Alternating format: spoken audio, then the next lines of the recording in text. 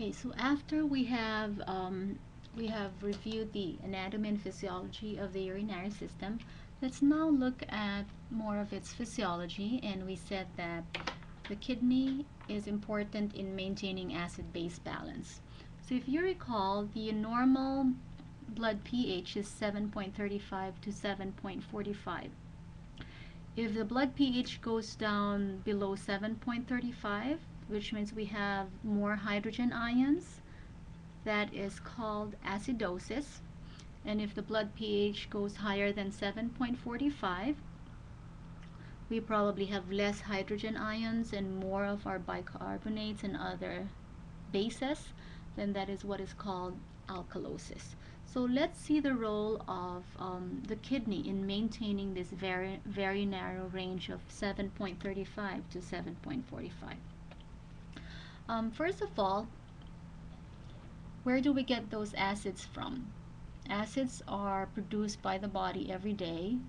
Phosphoric acid, fatty acid, lactic acid from muscle fatigue, and carbon dioxide, which is a product of cellular respiration. This becomes an acid because it forms carbonic acid with water. Another acid is ammonia. So every day we produce lots of acid, but still we maintain that pH of 7.35 to 7.45. How? One is by the kidneys. The examples of acid-base controlling systems include the blood buffers, the process of respiration, and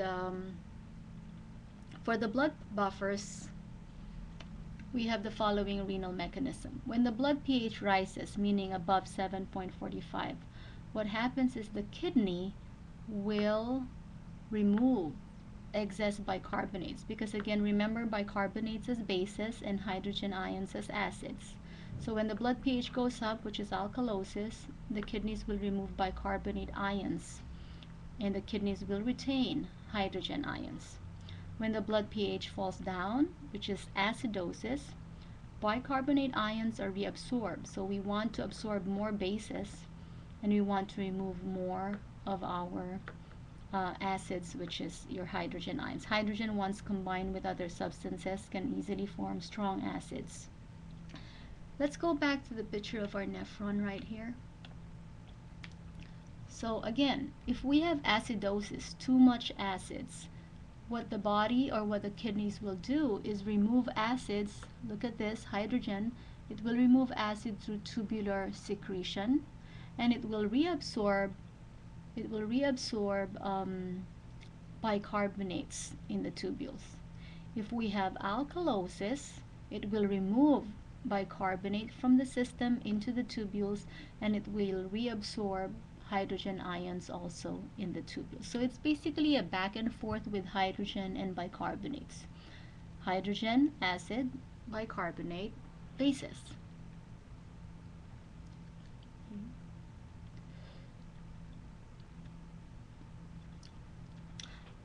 Another way of regulating balance or maintaining balance in the body is regulating water and electrolyte reabsorption, or water and electrolyte balance, which is again a function of the kidney. But besides the kidney, we also have hormones coming from endocrine glands, the antidiuretic hormone and aldosterone. Antidiuretic hormone is released by the pituitary gland, while aldosterone is secreted by the adrenal gland, and each of them will play a role in water and electrolyte reabsorption. A condition associated with a deficiency of ADH is diabetes insipidus. So if you don't have antidiuretic hormone, you're basically not able to conserve water. Hence, you will have polyuria or increased urine output. Here's another way of regulating water reabsorption. We call this the renin-angiotensin mechanism. What happens is, in the glomerulus or in the nephron, we have what we call as the JG apparatus, or the juxtaglomerular apparatus. When there is low blood pressure, the cells of this JG apparatus will be stimulated and renin will be released into the blood.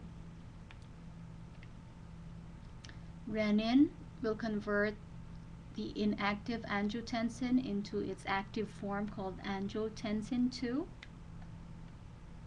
And angiotensin will result to vasoconstriction, which will eventually increase blood pressure.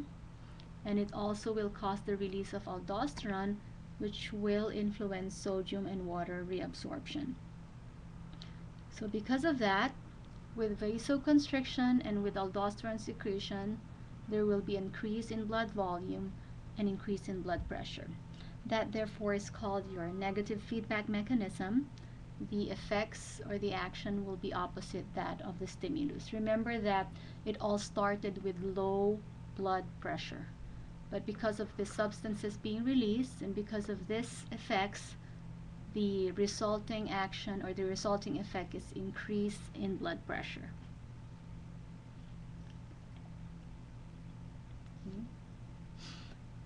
So let's look at one of our major pathologies of the urinary system, and this is UTI, which is short for urinary tract infection. So how does one get UTI? UTI can be an ascending infection, meaning going up.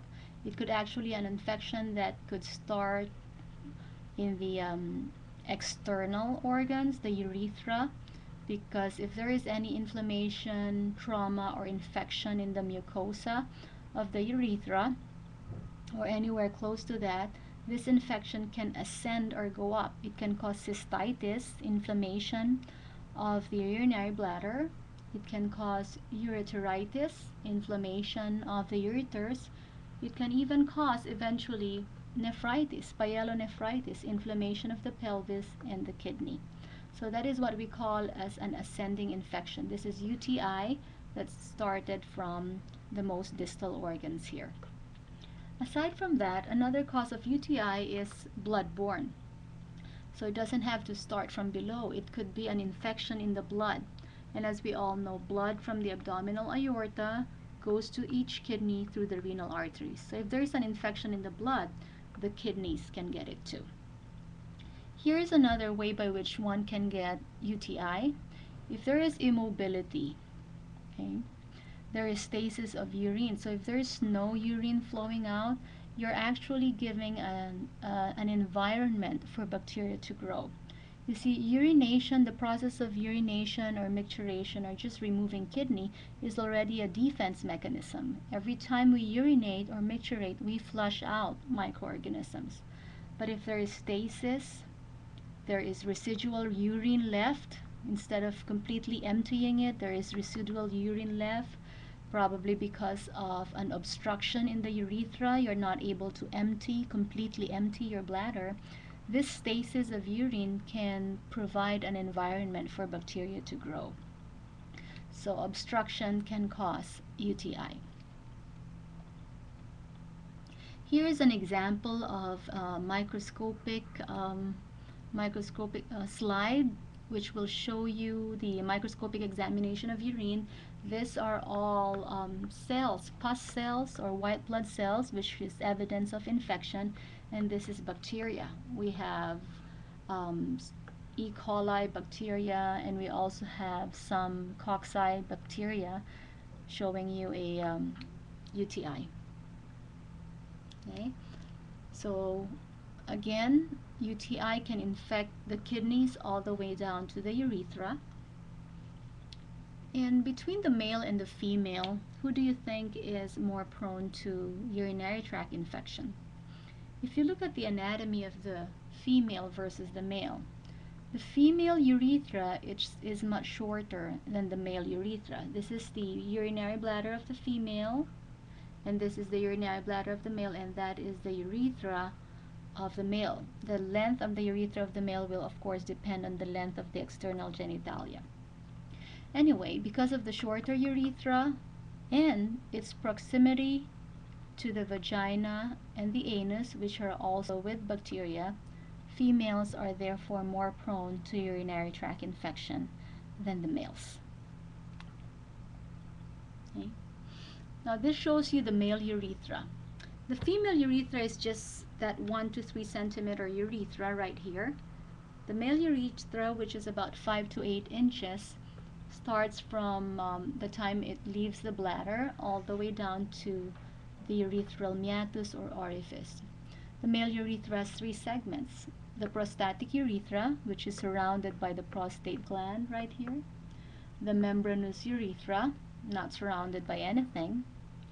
And then you have your penile or cavernous urethra, which is surrounded by the cavernous tissue of the penis. This membranous part of the urethra, because of no support whatsoever or nearby tissue surrounding it, this is very prone to straddle injury. So when a male falls on a pole, a log, or a saddle, and there will be blood in urine, most likely there is injury to this part of the membranous urethra. Now, one of the main tests, one of the very first tests that we order for a patient who we suspect of a urinary system disorder is urinalysis. So this is a very simple test whereby we ask the patient to collect urine. And by the way, there are many types of urine specimen, from random urine specimen, which we collect any time of the day, to clean catch, which is clean catch midstream, and usually that's what we ask the patient to bring to the lab. All we ask them is to collect the middle of their stream, middle 2/3, after they have wiped themselves from front to back for females, or after they have wiped the tip of the penis for the males. So again, that's a clean catch midstream specimen. We also have what we call as the 24-hour urine specimens. So we give a big container to our patients and we ask them to collect urine for 24 hours, and they bring back this container in the lab for further testing. So urinalysis has many phases. The first phase is physical examination. Basically, we examine the physical properties of urine, like color, odor, specific gravity, pH, appearance, whether it's clear or hazy or cloudy. Because each of these physical properties, if there is a deviation from normal, it may indicate a pathology. For example, if the urine is not straw or amber or yellow, then this may, like if it's red, this could indicate blood.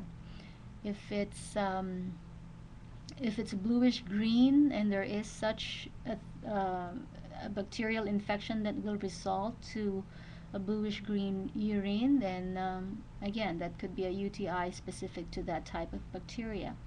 If it's orange, then it may be due to drugs, or it may be due to anything in your diet that will cause you to have that color of urine.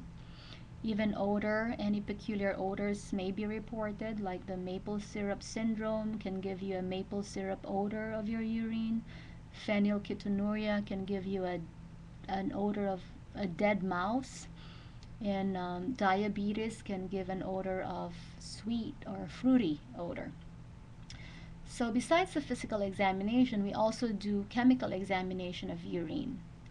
And chemical examination of urine will test for any chemical in urine, like glucose. We test for glucose, we test for albumin, protein, for bilirubin. I hope you remember bilirubin is for liver, so we can test that in urine. Test for nitrites, test for urobilinogen, test for blood, any chemical that you could think of. In the laboratory, we do a simple testing. Of course, in the olden days, we have this big scientist lab, and you need to take like a couple of hours just to test for one chemical with all your boiling solutions in your test tubes.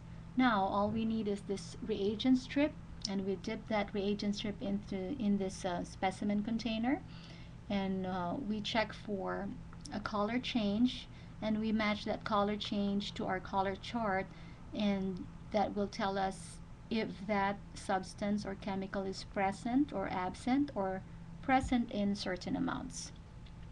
So that is the first two phases of urinalysis: physical examination and then chemical examination.